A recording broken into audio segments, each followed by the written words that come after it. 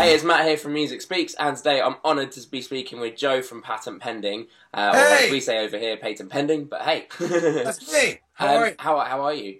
I'm good. How are you? Yeah, I'm very well, very well. So what's new with you guys at the moment? I understand you've obviously released Riot Heart's Rebellion, and you've got a UK tour. Is that right, coming up? Yes, sir. So we got this new album called Riot Heart's Rebellion. Yep. Huzzah! I think it's really great, and you should listen to it. And then we just announced a couple days ago that we're coming back to England in April for a headlining tour. That's awesome. Very cool. The Spring Break 2016 tour. It's April. I think it's April 5th through April 21st or something. Cool. Yeah, and you're hitting my hometown first. Which one? Brighton. What's up? I like Brighton. You guys have a very big Primark. Yes, yeah, we do. And you have good food, and you have great streets, and you have a beach. Yeah. I really like Brighton a lot. Brighton is awesome. Beautiful. It is a very cool place. Brighton is like England's San Francisco. It's a beautiful area. Awesome. I have never been there, but I would like to go. Yeah, it's cool, man. So I have to say, I only recently discovered yourselves, but I'm already really a big fan. And what really captivated me was when I saw you support Zebrahead, and you just have this amazing way of like capturing an audience. Definitely the best band I've ever seen live. Dude, thank you so much. That means a lot. Hey, thank you. But what makes a good show for you, and like where do you get your ideas for your stage presence and stuff like that? Well, I think I grew up being a spaz. I have chronic ADHD. That's fine. So you gotta remember, for me to be entertained, I need a lot of things to happen at all times. Like unless I'm watching Mad Men or Breaking Bad, like those are kind of slow sometimes. Like I can handle that, but like other than that, like I need like a screen, an iPad, my computer, and music to be playing at the same time for my brain to be stimulated at all. Yeah. So I think a lot of our show comes from that. I also, one of the first rock shows I ever went to, I saw Goldfinger. Actually, Zebrahead played. It was Homegrown, RX Bandits, Zebrahead. Nice. Real Big Fish and Goldfinger. Nice. And when I saw Goldfinger play... What'd you say? I said all very cool bands. Incredible. I couldn't believe that lineup ever happened. Like, it was amazing. But Goldfinger playing, I was captivated by John Feldman. Like, he was a psychopath. I'd never seen anything like it. And it was the first show I ever went to. So, like, for me to understand, well, the first rock show kind of I ever went to. I went to see Ninja Turtles live once. It was pretty sick. It's not even a big deal. It's kind of a big deal, though. But when I saw what he was doing, like, this guy literally was jumping off of balconies and walking on people, and like I was like, I'd never seen that before. I was like, oh my god, I want to do that, you know. And I think when we play, I'm just so excited, and I think the band we're just so excited to be there and that people are watching us play. Yeah. That excitement. The only way, like, imagine a little kid getting excited. Like, what do? Like, they just jump up and down like a psycho. And we're essentially just grown little kids. So, you know, when we get to do that and we're excited, we just jump up and down like psychos. But I think another reason that our live show is what it is because when we were really little kids and we started the band, we were the worst band of all time. I mean, ever. Like, no one was worse than us. And we come from... Music isn't really... You could say music isn't competitive, but in America, everything is competitive. Yeah. So, we grew up everything's got to be bigger and better. The most difficult market on the planet, like New York and New Jersey. And these are cutthroat venues that are like, you know, you have 30 seconds to impress somebody. Maybe. And then after that, like, literally the first time we ever played in New Jersey, we were playing a show... And kids sat on the stage facing the other way to let us know they didn't like it, you know. And what happened was we wanted to play, we loved doing it, and we were awful. So we had to find a way to make it okay for people to watch us. So we relied heavily on the live show. So we were kind of distracting people from what they were hearing. Does that make sense? Yeah. Like there was like a sleight of hand magician. So since then, our musical ability has caught up with it. So now it's like, we like to think that we're doing a good job entertaining, but also playing good music. So maybe that's true, I'm not sure, but that's the idea. Okay, I like it. So yeah, if going back to it, you mentioned obviously about having ADHD. Like music and performing seems like a really good outlet for someone who has that. But is it something you kind of struggled with a lot growing up and still like what? Yeah. What's amazing about ADHD is that if you don't know you have it, you'll never realize you have it because of ADHD. Yeah. Like you'll never realize that you're suffering from something because you're suffering so much from it that you can't notice anything.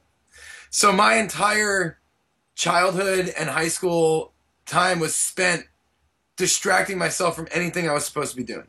Gotcha. So when I got to high school, I learned very quickly that if I was in charge of everything, I would be responsible for nothing. Okay. So what I did was I became the president of everything.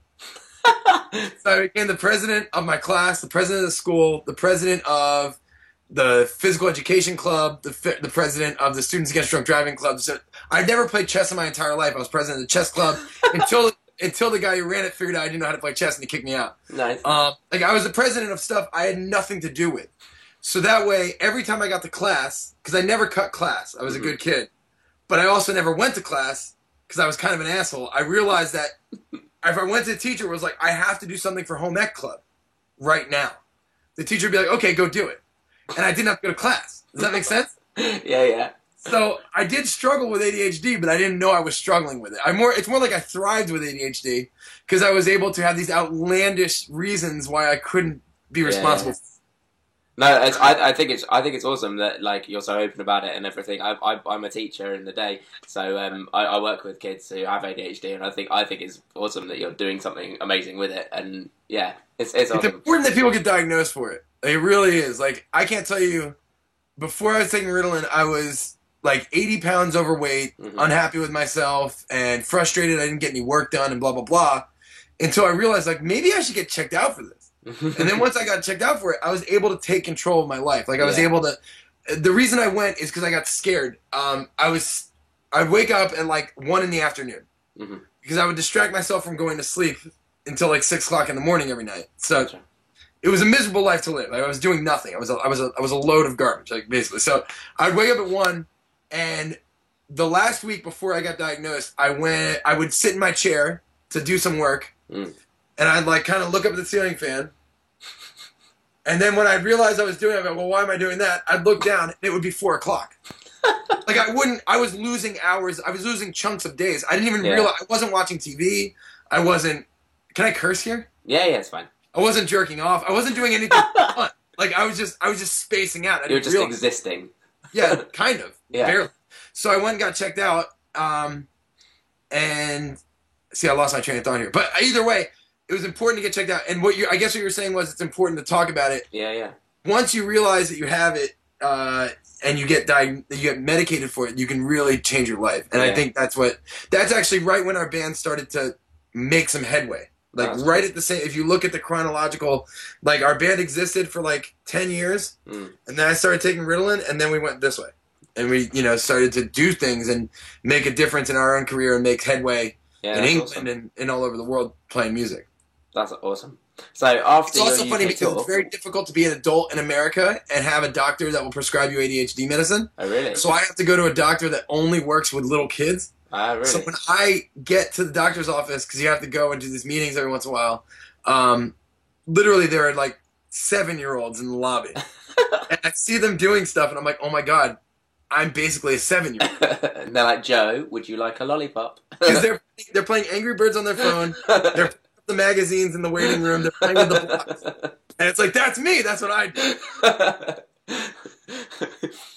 So after your UK tour, what's next for the band? Like, what have you... Yeah. The question might even be what's before that. But I'm not allowed to talk about anything because I get in trouble when I do that. So we have a lot coming up. This year, I think this year is going to be nuts. I really do. And I think we've played England a lot. And... not even for fear of getting old to people, but for the pure excitement of trying things. It's gonna be. I think this tour is gonna be nuts. We're gonna try things we've never done before, and not like experimental stuff that people are gonna hate. Like stuff that's gonna be awesome. A 12-minute epic prog rock. We're basically just gonna go out there and jam. We're we're gonna play songs we haven't played in years. We're gonna play some new songs, play a lot of old songs, and I think the idea is to start putting on this live show that we have. We want it to be even more of a spectacle, if that makes any sense. Yeah, yeah. And not spectacle's sake. Like, it's not like we're gonna hire like backup dancers or something, which would be awesome, by the way. Well, you could. Mark my word. One day when we do have backup dancers and people are like, you sold out, know that we didn't sell out. I was just able to afford them. I would love to have backup. I can think of nothing funnier than backup dancers for the song Douchebag. Like that'd be amazing. That would be epic. Because if he hired professionals who are very serious about their craft and very good at dancing, have been forced to dance to a song called Douchebag. That's funny. And I know that. So I yeah, kind of think want to this make it is gonna be happen. the start. I think it's really, really cool. And I we're think you trying should to start figure out like what's a it lineup. called? I think it's going to be really good. I think it's going to be a lot of fun. But then after that, we have a lot more touring coming up this year than we've done the last couple of years. Mhm. And a lot of work with this album, Riot Hearts Rebellion. Okay, awesome. I think you should start a Kickstarter that gets dancers, backup dancers. You must be talking about my backup dancer fund. Yeah, I agree. What are some of the best things that come out of being in a band for you? It's a brilliant question because we've been doing this band for so long, since we were so young, that this is the only thing I do. Mm-hmm. So my whole life comes from this band, pretty much. So it's an interesting question because everything that I have and do comes from this. Mm-hmm. I guess on a daily basis, the best things are like, when someone sends you a note like, hey, I love your music, or this song has really helped me through a hard time, or I think you guys are stupid and this is funny and I like that. Like, that stuff really is a joy to see every single day. Mm-hmm. Like this girl, crap, I think her name's Stephanie Wooten. I don't want to mess that up. I know she'll watch this. I know her last name's Wooten. I think it's Stephanie Wooten. I don't know. I'm going to look it up. But either way, like yesterday, this girl posted a picture. She already had a patent pending tattoo. And then yesterday, she added to that patent pending tattoo. Okay. And it's the whole side of her body. Like, it's the whole. Jeez. And to me, I think it's amazing because she got lyrics that mean a lot. It's Stephanie Wooten. I nailed it. Got it. she got so good. she had a different patent pending tattoo, and she got another one. And it says, your ghosts are bound to find you. And that's one of my favorite lines in any song I've ever written. And it's so cool to know that lines that I think are important and part of the art that I think is amazing, other people connected to. Yeah. So you spend your whole life as a punk rock kid growing up in a normal place, you never connect with somebody on that level. Like, like the things I think are cool my whole life, people were like, that's dumb. But now, having people like those outcasts in their town be like, I think that's really cool that this guy, like, that connection's really crazy. Yeah. Does that make sense? Yeah, no, it's awesome. That's the best part. And you get to see the world, you get to hang out with your best friends, and it really is, it's an incredibly difficult life being in a band, but it is the best. That's awesome. What about on tour? Has anything really scary ever happened to you? Yeah. Every Yes. day. What is today? Today is Thursday. Hold on. Thursday the what? Thursday the 21st? Hold on. I have something for this. I think exactly 10 years ago today was one of the scariest moments of my life. I think. Let me check. I can do this. I want to find out for my own sake. I'm pretty sure that today, maybe it would have been 9 years ago, because it was 2007. Mm-hmm. We were doing a tour with this band, the Suburban Legends, who I love. We actually took them to England last year for this tour. But we're old friends with them. In 2007, we went on tour with them, and we didn't even start the tour yet. We were on our way there. Our tour van in America has almost 400,000 miles on it. Jeez. Anthony, our drummer, has driven 390,000 of those miles. Easy. Whoa. Like, no one else ever drives. He always drives. But Dedication. every once in a while, I would drive. And this one time, Anthony wasn't driving. We were on our way to this tour. We weren't even there yet. How does YouTube work? Why won't it just let? Oh, I see. Sorry. We weren't even at the tour yet, and I was driving in the snow in Indiana. Yeah. Hit a patch of ice, spun around on the highway. It's debated how many times. I'm going to conservatively say 3 full times with a van and trailer. Jeez. Spun around on the highway, slammed into the wall, and wound up in a ditch. That was really scary. Yeah. So today's the 21st. Damn it. All right. It was next week. Okay. 10 years ago, or 9 years ago. But nearly 9 years ago. That's insane. God, Yeah. well, that's lucky. That was really scary. And then we've been robbed before. That's always scary to know that you're in a place where anything can be taken from you at any time. It's like, if you think about people breaking into a tour van and taking everything you have, it's like pirates. It's like modern day pirates. Like, think about what pirates used to do. They used to show up at ports and burn a town down and take everything that was worth anything. These dudes break into your van, just take your stuff. That's crazy. And that's a scary thought. Have any of you got any disgusting habits? Have any of us disgusting habits? Yeah. Yeah. I'm not going to talk about the other members of the band because they might get butthurt about it. That's stupid. My habits aren't just... All right, I should say this. All right? My habits that the band has to deal with are not disgusting. Okay. I'm respectful in that way. Okay. However, they're annoying. Does that make sense? Yeah. So I'm never the guy who leaves a half-eaten sandwich or burrito in the tour bus. Mm-hmm. Then 4 days later, it smells like absolute death, and it's my fault. Like, I'm not that guy. I actually, if we're in a hotel room and I have to use the bathroom, I'll go to the lobby so they don't have to deal with that. Does that make sense? So, like, my habits are not disgusting towards the band, but they're annoying. Like, I'll have 800 water bottles, empty water bottles, around me at all times. So you always hear, like, crinkling of empty water bottles. I forget things always. Like a hobby of mine is forgetting things. We're constantly having to go to places that we left hours ago to get things that I left there. Gotcha. Everybody in this band has a lot of habits. Some of them are disgusting. I will not talk about them. That's because fine. we should talk about them because I guess this is me growing up. Like, I'm not just being a dick and saying that. So usually being in a band is meant to be all rock and roll. Who would you say is the least rock and roll in the band and why? Me. I take that back. You have to hear what I'm saying too, because rock and roll is a weird term. Not rock star. That's not what we're saying. We're saying rock and roll. Okay. On stage, I am absolutely the most rock and roll, hands down. There's no question about that. Yeah, I can vouch for that. I argue with my band saying they're a bunch of bitches all the time.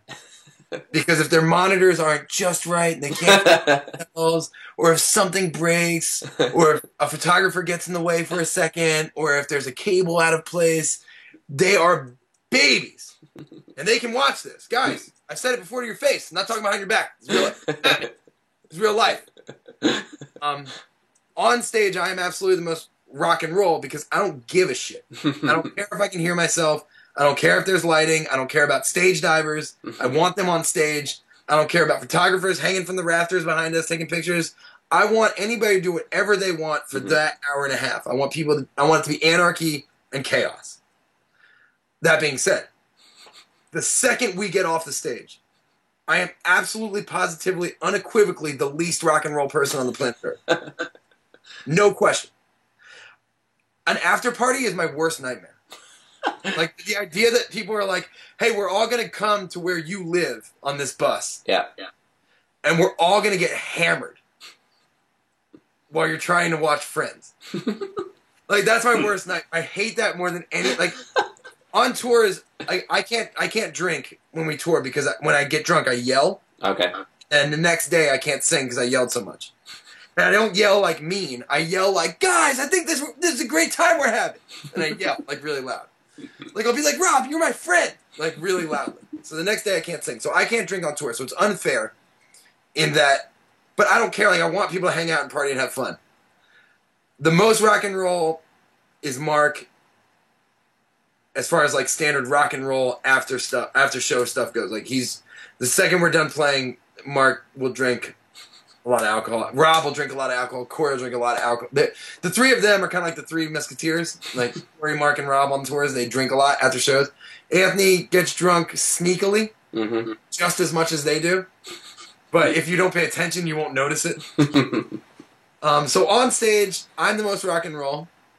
Rob is the least rock and roll. Okay. Hands down, no questions asked.